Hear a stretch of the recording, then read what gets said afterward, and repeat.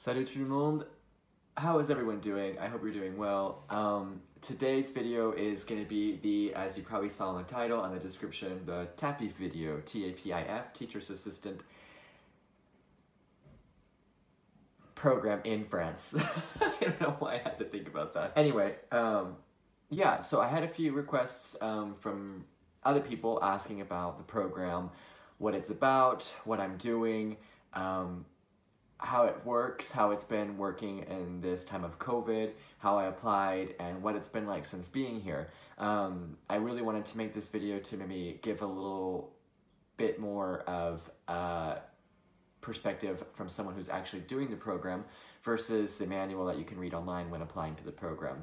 I think that living the program, participating in the program, and reading about the program are two very different things. And so I just wanted to give my version of how it's been and my experience. This is in no way meant to be any sort of one-size-fits-all explanation or experience for everybody. I've understood, because I also did my research before applying to this program, and my experience has been very different, but I also understand that everyone's experience is very different, especially because of the time that I applied and the time that I'm actually doing the program. It's kind of a very chaotic time.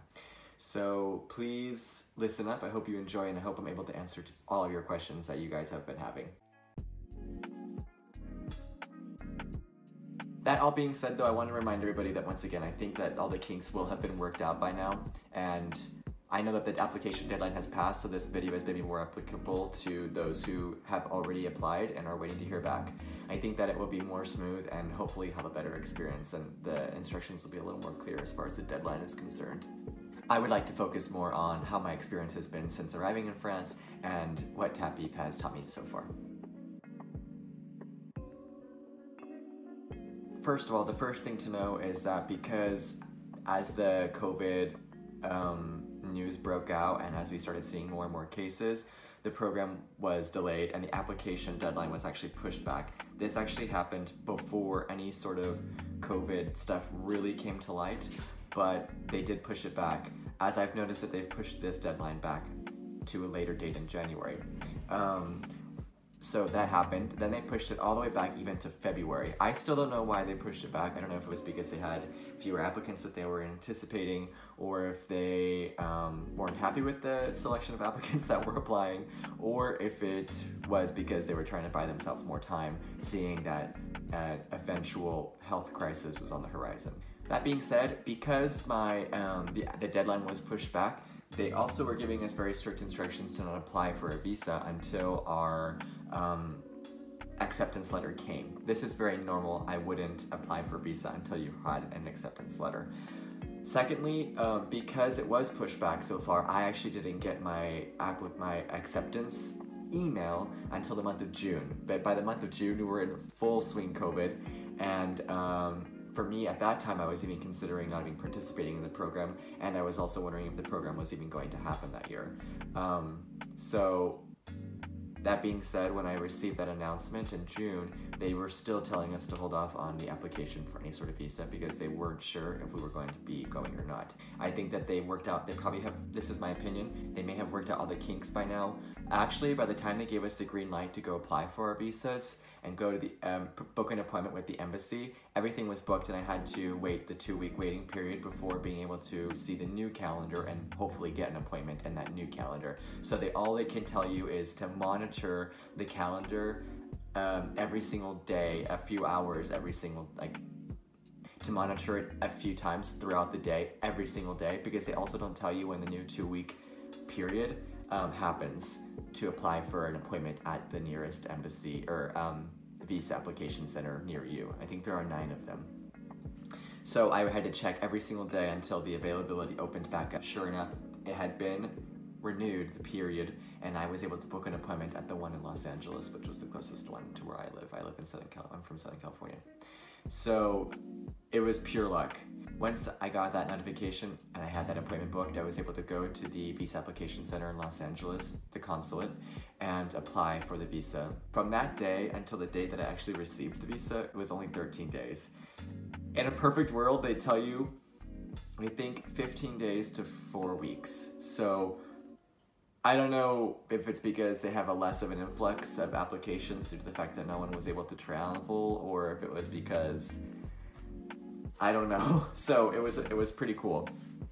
But once again, I wasn't able to apply for that until TAPIF actually told me to go ahead and do it. So they didn't tell me to do that until the month of September. I'm supposed to be there October 1st. So once again, it was pure luck that it only took 13 days, otherwise I would never have been able to make it. I was able to leave on the 29th, or the 30th of September, and I started work October 1st. So it was a whirlwind. Okay, this next bit might be a little obsolete. I'm sorry once again for those who have already applied, but it's all about choosing your academy. The academy, to like really quickly dumb it down, is basically a school district in France. I'm currently in the Académie de Nice, and I'm working in a school in Cannes. Because COVID has stopped a lot of stuff and has really hindered like daily life here in Europe. With lockdowns, but it's been a combination of different lockdowns and also curfews. It's not going to be the experience that, and it hasn't been the experience for me anyway, but certainly for you, it probably also won't be the experience that you've been dreaming of, or that you've been wanting from an experience abroad or from working abroad. It depends on your personality. It depends on, I think, if you would do well in the countryside or if you would rather be in a city. I'm living in Cannes is a pretty small town, and I won't lie to you, there have been times when I feel very isolated. I mean, the truth of the matter is, I wake up, I go to work, thankfully, it's still open because in France, it's been very important to them to not close schools again. They have decided that they're gonna do everything that they can to not close schools. So you're basically, how it seems thus far, and I believe it will stay that way, is you'll be guaranteed your job and what you came here to do. So at least you have that. I work there half the day or all day long, and then I come home. Some days I come home right before the curfew, which starts at 6 p.m., and I just stay home the rest of the evening. I make my dinner, watch TV, read a book, crochet, go to bed. On days that I don't work, everyone's schedule is different. I work 3 or 4 days a week. It's been thus far, my schedule has changed quite a bit over the course of my 4 months here. But I usually work between 3 or 4 days a week. So the thing is, you actually are going to have a lot of free time. I have an incredible amount of free time, which would be really useful if I weren't in a lockdown. Before leaving, I really thought about maybe going on a small weekend trips every other weekend, or whenever I could get away. Especially because, for example, in my current schedule, I don't work on Mondays, so a 3-day weekend would have been the best situation to get away every weekend. Right now in France, the situation is that you can actually go to and from whichever part of France you'd like freely without having to take a test or have any sort of justified reasoning to go. Before, you had to have a justification slip from work or from family that was saying that you had a reason to be going where you were going other than the state or the region where you live in France. If you were pulled over or stopped on a train or controlled, then you could be facing a pretty large fine. It's currently not like that anymore, and we're allowed to leave and move about freely in France as we wish. So I am thinking about, I did go to Paris for the holiday. Leaving the country is a little more complicated. So if you were thinking about, I'm super close to the Italian border, never been to Italy, really would love to go to Italy, and it's very complicated at this time. So especially because nothing is open in Italy, so I really wouldn't want to go. And if I wanted to go, you have to take a PCR test before leaving and have the results within 72 hours of your departure, and take one before coming back. The leaving isn't that complicated. I'm more worried about the coming back. I don't know how easy it would be to find a testing center over there. They're far more common here in Europe. They just are on the street. But I don't know, once again, how it is in Italy, especially because Italy was hit pretty hard at different times. So anyway, I would try to think about that as choosing your academy. Thinking about, is there going to be enough to do that you can do during a lockdown?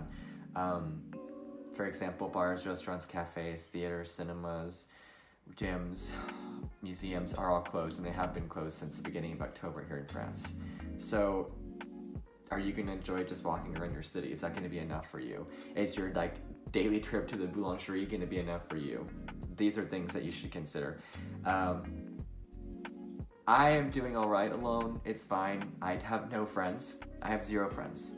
I have my coworkers, but they also have their own families and their own lives, and it's hard to, you know, be respectful of the current situation, not to see a lot of people, and to go out with them. And even if we wanted to meet up, we really couldn't do anything anyway, so it's really complicated. I'm doing fine on my own. There have been a few blue days, like I've said maybe in other videos, where it's really hard to occupy yourself or not just fall into the trap of watching Netflix all day long. But there are things you can do. I love reading. I live right by the ocean. You can go swimming still. Obviously it's too cold right now, but I was swimming when I first got here. I'm a very outgoing person, but I, for the first time in my life, have felt very limited as to what I can do. And as I have felt serious limitations on my social life, and I think that that is something to consider. Okay, the next really important thing is housing, and this is something that I'm going to talk about a lot right now. Housing is super important. My motto would be better to start sooner than later. Honestly, that was the biggest fiasco for me. So in the TAPIF manual, they suggest that you start looking for housing once you've arrived in France. I don't know about you, but for me, that sounded ludicrous. Why would you go to a foreign country without having anywhere to stay before arriving? It also describes something called logement de fonction. Logement de fonction is basically each academy is meant to have a certain number of actual houses, actual amount of apartments or housing units to house interns, teachers who are arriving from other academy, anything like that, and you can actually stay there for free. Unfortunately, when I emailed my representative, who you get when you're selected for the academy, they send you a person that you're supposed to get yourself in contact with. I emailed them asking about a logement de fonction. They said that they didn't have any for me. The truth is that each academy does have them, but maybe they just weren't available. So I wouldn't count on that. Honestly, it sounds too good to be true that they would have a free housing for you just to stay there, you know? Anybody else from TAPIF, if you've been in one of those situations, I'd love to hear from you, because that was not my situation. They suggest that you get a hotel or an Airbnb and you start your looking once you come. They suggest that you look around online, perhaps, to see if there's anything that you could eventually visit when you come to France, and then you could get into signing the paperwork and get started with the moving in process once you've arrived. But they don't suggest you send in any sort of electronic money transfer, or that you sign any documents, or that you do anything like that. I think this is probably smart after having lived what I lived, but I also thought this is not very smart, and I'll tell you why. So, long story short, I was victim of a scam, and I was in such a rush to find an apartment that I kind of fell for some n'importe quoi. Basically, I was at home and I wasn't wanting to arrive here without any apartment, so I started looking into apartments. I landed on the agency Remax, I have no idea how you pronounce it, and there's also another site here in France called Logique Immobilier. Logique Immobilier and Remax had posted, there was a listing on the site of Logique Immobilier stating that there was an apartment for rent that was also listed under Remax. I had known about Remax, and I knew about Logique Immobilier from living in France already, and I thought that that was something that was credible and that I could believe. So when I found the listing, it was an apartment that was well within my budget, just too good to be true. Beautiful apartment, way larger than I even needed, but it was the cheapest apartment I could find. Also, it was already totally furnished, and it was just gonna be the price with the monthly utilities already included as well. Many of you are probably thinking, duh, why did you fall for this? But as someone I had just received my visa, I had been doing the research on the side before the visa ever came, so that once the visa came, I would be ready to boom, boom, boom, boom, get that apartment ready. I filled out a request for the apartment, and I heard back from them a day later. They said, we're very happy that you've expressed interest in this apartment, blah, blah, blah, blah, blah. Looked like an official email. I responded, I said, yes, I would like to learn more about it, so they asked me to tell them more about myself as well. I responded, I filled out a questionnaire, just like where I was from, why I needed the apartment, how long I planned on staying, things like that. Then they said, okay, you meet the requirements. We'll put you in touch with this woman who is the owner of the apartment. I thought that was normal. I started speaking to her via WhatsApp and via email, and she said that I could have the apartment. This is so bad. Listening to myself talking about this is ludicrous. But when you're supposed to be in France in 2 weeks and you have nowhere to stay, you're a little scared. My parents were worried too. They were following along with the process, and they were just as gullible as I was. I hate to say it that way. She was French, she lived in Spain with her husband. The apartment was empty. I could move in whenever I wanted. So I said, awesome. Some time went by. I sent her a wire. I wired her the money necessary for the first month's rent and the caution. I cannot think of the word in English right now. No, I can't think of it. And I hate being that person that's like, oh, I forgot the word in English. But I did. Anyway, I sent her this money, and then 3 days before I was supposed to leave, 2 or 3 days before I was supposed to leave, I emailed her again saying, I still don't have the contact or the address of the real estate agency so that once I'm in Cannes, I can go and get the keys. She said, and I said, I'm leaving in 2 days. She said, oh, you're leaving that soon? I said, yes. I had already given her the date of my departure. And she said, the keys are with me in Spain. I said, that doesn't make any sense because how does the real estate agency show the apartment to people that are interested if they don't have a set of keys? She said, don't worry. Don't call anybody. I will send you the keys via mail. They will be there once you arrive. This is when my parents and we totally knew that this was a scam. I was at that point due to leave the next day, so I left the next day, booked an Airbnb before leaving for 2 weeks because I wasn't sure how long it would take. And I left and I got moved into my Airbnb. The very next day, because I arrived in the afternoon, I went to the real estate agency. They told me I was the 4th person to talk about this listing, that their address had a fake listing put on there and that they were currently trying to take it down. She also said, you know, why didn't you call? Good question. In hindsight, I should have called. At the time, it was a landline and I didn't want to rack up my phone bill, but I paid so much more in Airbnb and all this other crap than I would have ever lost making a phone call to France on a landline. She said, I hope you didn't make a transfer. You haven't paid her anything. I said, yes, I did. She said, you need to talk to your bank and then you need to go to the commissariat, which is the police station, and file a complaint for fraud. And my bank actually, Wells Fargo, hallelujah, everyone should bank with them. I don't know what I deserve to get that much money back, but they paid it all back to me. I still haven't heard, oddly enough, from the commissariat. France is not the best for administrative processes. Horrible. Horrible. Anyway, the moral of the story is you need your apartment. You need to be looking a little bit before, but you need to be a little more careful than I was. Now that I look back, I think that there are so many things that there's an expression in French, m'ont sauté aux yeux. But I was just in such a need, and I think really I was the perfect victim. A foreigner, maybe isn't aware of how everything works, and was desperate to get a housing situation super fast. Also, you need the address to then apply for your bank account, which also led me to a whole other list of problems. So that leads me to opening your bank account, proof of residency, also your first paycheck and your salary advance, if you're lucky. So the opening of your bank account was something that was also very, very, very complicated for me, and that led to a lot of delays in receiving my paychecks. First things first, I wasn't paid for 2 months, and this is also why it's very important to have some sort of savings before you leave.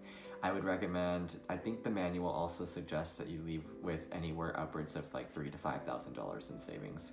I won't totally say how much I had, but it was between this number and money that I had set aside, and I'm very glad that I had all that money. When you arrive already, there are a lot of unexpected charges. You know, there's nothing in your cupboards. You have to buy everything from like salt to pepper usually, and there's just a lot of odd little purchases that you need to make when you first arrive, and you haven't been paid yet, because in a perfect world you won't be paid until the end of your first month anyway. I wasn't paid until the end of the third month. So, and between the second and third month, I did receive the advance on the salary. Between those 3 months, I was paying for my rent, for my laundry, because I don't have a washer and dryer in this apartment. I was paying for groceries, I was paying for my bus pass, I was paying for everything out of pocket. It was a nightmare! Anyway, so the bank account. To open a bank account here in France, you need to open a bank account at least for 1 year. All the banks here, and I'm telling you, all the banks, I went to all of them. Once you decide to have a bank account for less than a year, they require that you show a lot more documents. Also, once you're not a person from a country of the European Union, they also require even more documents. Some of them are include and are not limited to proof of residency, which includes not only the address, but also a copy of your contract for your lease that you signed, also a bill of water or power or electricity or heating, your passport, a proof of work, so you'll have a steady salary from your work, and a letter, which includes also a copy of your contract and also a letter from your employer. So this is just the bank that I went to, and I ended up going to Banque de France. La Banque de France is not really a bank, actually. It's more just an organization that oversees all the banks, and if you are having trouble getting a bank account, they actually obligate one of those banks to open an account for you. Also, you can't just waltz into a bank. You usually have to go in and make an appointment with the teller before, and then you have to come a few days later. So this process of going to every single bank, making an appointment, going a few days later, took me weeks, so I couldn't open the bank account. Also, every bank kind of required that I show them a few different things. Once I went to Banque de France obligated BNP Paribas, which is who I bank with today, to open a bank account for me. I had previously met with someone from BNP Paribas who would not open an account for me because they said that A, it was less than a year, and B, they needed a proof of residency. At the time, I was in the Airbnb for a little over 2 weeks, so I still was in an Airbnb and I didn't know where I would be living, so I didn't have an address to give them. Which goes back to maybe having an address already set before you come to France, so that the minute you get there, you can apply for your bank account, have all the paperwork that you need, get paid within that first month, or get the salary advance. I couldn't have either because for the salary advance, I had to have the bank account open so they could put the money in there by the 7th of October. I had arrived the 31st of September, so there was no way that I was able to do that. And then I didn't even, by the end of the first month, have the bank account open to then get paid for the second month. So, because everything has to kind of be processed within like the first 2 weeks of the month so that they can pay you then at the end of that month. I feel like I am just spit shooting a lot of information while we're taking these notes down. I would suggest that you have the address already, get going as soon as you get there, go to a bank, and start opening an account as soon as you can. I think in a perfect world I would have arrived about 2 weeks before work was meant to start anyway, so that I could have then had kind of a leg up on all of that stuff. Also, I recognize that my experience, once again, was very personal and specific to me. They put you in touch with some of the assistants de langue in your area, and I spoke to someone who actually opened a bank account with BNP Paribas, the same bank I opened an account, and he got it done, I think, within a week. Because they understood that he had just apparently he said that the banker who he worked with understood that he wasn't there, hadn't been there for very long, that he hadn't had all the required documents yet, and that he could bring them in later. He said that just providing them with the contract of the copy of the lease was enough. He also said that obviously he had all his identification documents ready, so they were happy with that. And then he said that he just gave them the letter from work saying that he would be able to have enough money to, you know, have an account and have a certain amount of money within the account at all times. So apparently it also seems like it all depends on who you're speaking to, who's in front of you, which I think is baloney. It shouldn't have been that way because it was really horrible. I will say for the first 2 months, I was stressed like I have never been stressed before. I mean, I was starting work. I didn't know I was gonna live. I wasn't getting paid. I felt like I was bleeding money. Also, I didn't really get to enjoy the life before quarantine because when I arrived, they weren't in quarantine yet, and I said, I have so much to do. I will go out to dinner, and I will enjoy sitting in a cafe when all this is settled down. Well, when all of it was more or less settling down, we were in lockdown already by that point, so it never came. Obviously, I went to a cafe. Obviously, I try to, you know, have a little experiences like that before it happened, but nothing like I would have liked to have enjoyed or experienced, so.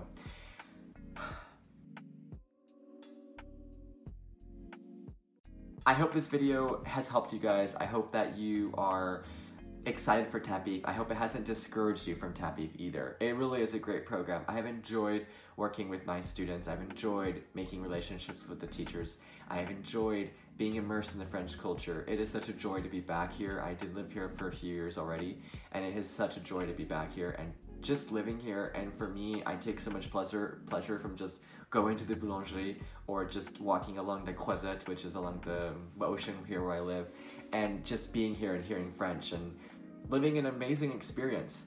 All that being said, I'm so happy I was able to finally make this video. The next video is going to be something that I'm currently planning with my students, and it's going to be in French, so yeah. It'll be fully in French, but there'll be subtitles, and I'm super excited. Anyway, I love you all. Thank you for your support. Once again, comment below if you have any questions. You have my Instagram as well. I'm loving making these videos, and I'm hoping you guys are loving them too. Let me know if there's anything I should change or anything else you want to hear about. But until then, I'm happy to be here. I hope you're happy to be where you are. And salut les amis. Bye-bye. Oof.